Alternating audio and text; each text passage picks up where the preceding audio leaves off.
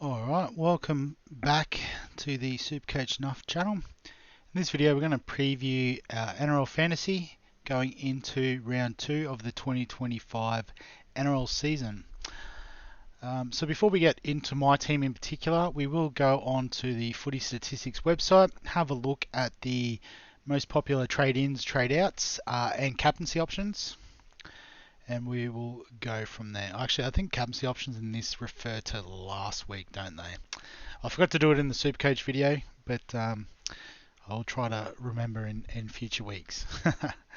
But I guess in terms of the who's hot trade-ins this week, I think number one isn't really a surprise. Jamie Humphries obviously killed it in round 1. Looks like he may have won that halfback spot on merit. He's kicking goals. Perfect cheapie. Bit sad I didn't go with him, but I guess there was a couple of questions that were unanswered, and they certainly answered them on the weekend. So I can understand why he is the number 1 picked. Number 2, Rob Toy. Obviously, if you didn't get on last week, get on now. He is not going to be cheaper this year or ever.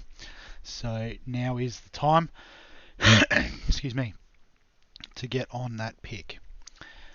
Tom Gilbert, so one that I've had in my team at the price, dual position, you know, he looks good. So if you haven't got him, I would highly recommend getting him in.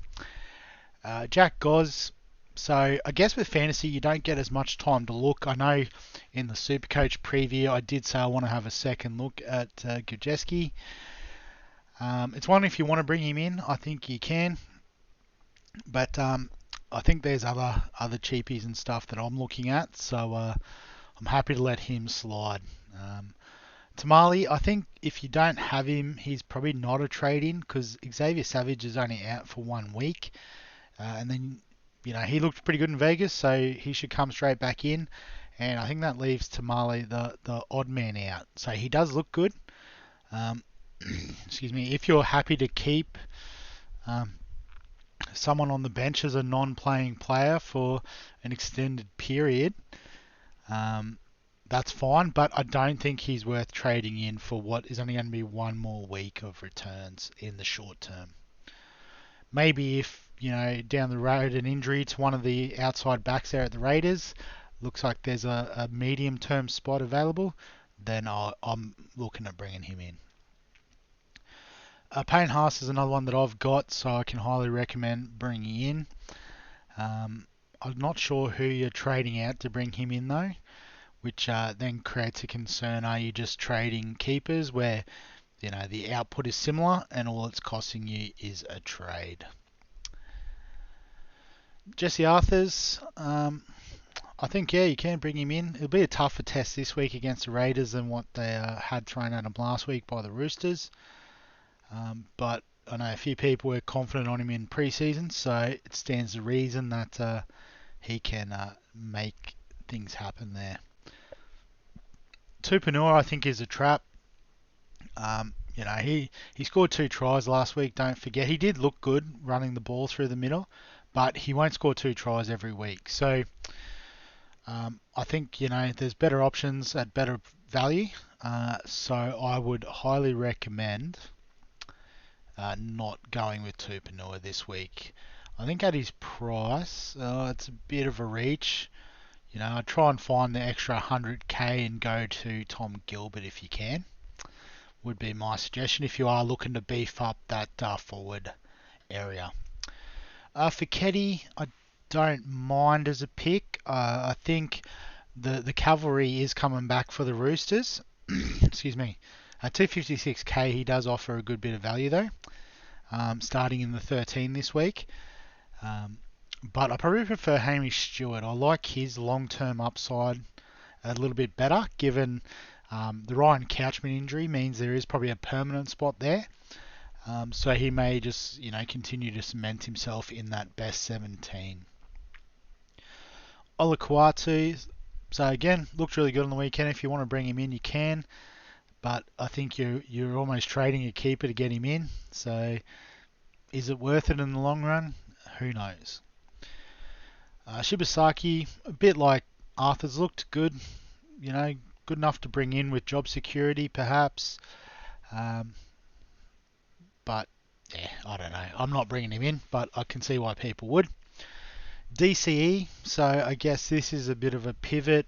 I know there's a lot of cheap halves available, so a few people might be like me, just go on the one gun half. And in particular, I suppose if you're pivoting from Nico Hines, I think at the moment DCE probably looks like half two behind Nathan Cleary. Lockie Hubner, cheap middle forward, bit like Hamish Stewart, so I already got him in my team, so I think I'm happy for people to bring him in. And Tuipulotu, obviously he's going to score a lot of tries out on that edge, but I guess not 3 tries every week, so if you take these points off, and I guess some of those included the tackle breaks too, so there's not a lot of base there. So it is pure attack. So I don't know if he is the strongest shout. It could grab you a little bit of cash this week, but long term, I think you'll be trading him out anyway. So 2 trades doesn't seem worth it for what I think he will produce. On the who's not list, Metcalf number 1. So I think you've got to give him a second chance. He will be, the Warriors as a team will be different in New Zealand, and hopefully off the back of a better forward performance, he can do the business. So I know again you got to move fast in this game. Metcalf to Humphries is probably the number 1 trade, I'd imagine, but I think there's value in giving Metcalf a chance. Munro out injured, so I think he is one you can cut. There is those cheaper options that we reviewed. Tuolangi, I think you can cut. So Rolls has made a stand early based on effort and whatnot. So if you've got him in your team, he can go. Jack Bird, it doesn't look like he's got the best roll off the bench, so I think you can move him. Harry Grant is one that if you're trading out, you need to slap yourself. Why would you bring Harry Grant in for 1 game and then trade him out? You're probably going to trade him back in at some stage. And then if that's pre-origin, you may even trade him out and trade him in again. So he's good, but he's not worth 4 trades good. Alright, so hold Harry Grant. Hopefully you've got backup on your bench like a Pakes or Mamazelis, even young Riley Smith as an option. So, yeah, don't trade Harry Grant. Jackson Purdue, again, one I'm sort of looking to forgive and give a second chance. Mostly because I guess the likes of a Shibasaki, Arthurs are a little bit more expensive. So you do have to find cash to go up. I think long term he will make a bit of money. It will just be more of a slow burn. Stefano, sort of copy and paste what we said with Harry. Maybe a few people saw the minutes and wasn't quite what they thought they would get from him. So I guess if it was a genuine mistake, you can let go. But I don't know why you're bringing in a player to trade out after 1 week. Stephen Crichton, I guess, you could trade him out. What did he score on the weekend? 12 points. I guess a lot of the tackling down the left-hand side of the Dogs, to be fair. Maybe once Kiraz comes back on that right edge, then could offer a nice pod at the cheaper price. But yeah, I can understand people getting off of that. Finifuaki, I think, is a hold. He's only out for 1 week. Don't push the panic button. There's going to be concussions and stuff through the year. You can't trade out all of them.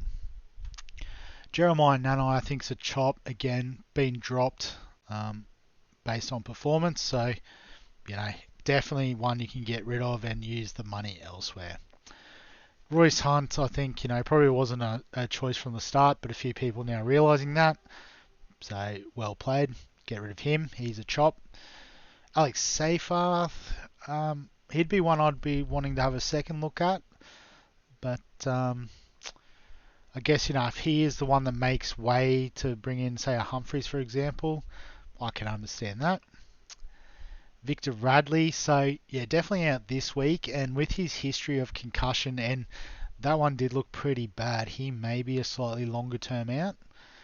So I would, would consider trading him out. Joe Tarpany, I think, is a hold. Only 1 week. Surely you've got a mid cover on your bench that, might miss a few points this week, but you'll probably miss the 2 trades more later in the season. Trading him out, obviously, this week and then back in later. And KO Weeks is an interesting one. Probably a trade out.